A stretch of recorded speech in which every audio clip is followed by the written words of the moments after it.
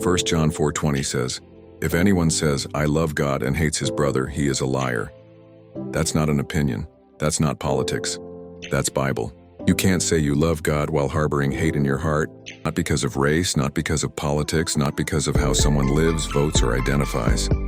God doesn't bless selective love. And let me say this clearly.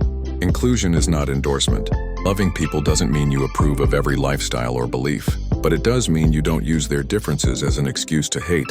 This message may be uncomfortable because the subject invokes emotion. It draws on deep-seated beliefs, personal convictions, and lived experiences. But truth doesn't change because it makes us uncomfortable. It changes us because it challenges us. And the truth is, we all have something in our lives someone else may not approve of. Romans 3:23 says, "For all have sinned and come short of the glory of God." Romans 3:10 says, "There is none righteous, no, not one."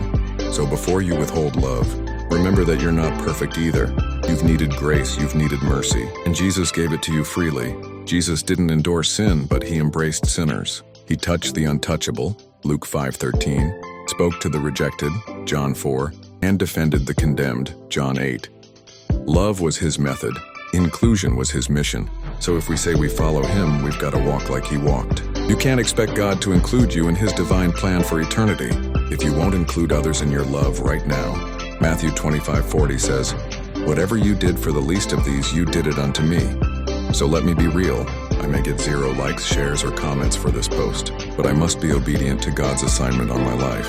This isn't about popularity. It's about purpose. And I strive not to speak from my own opinion or bias, but to strictly depend on the Word of God, because in his kingdom, love isn't optional. It's the evidence that he truly lives in us.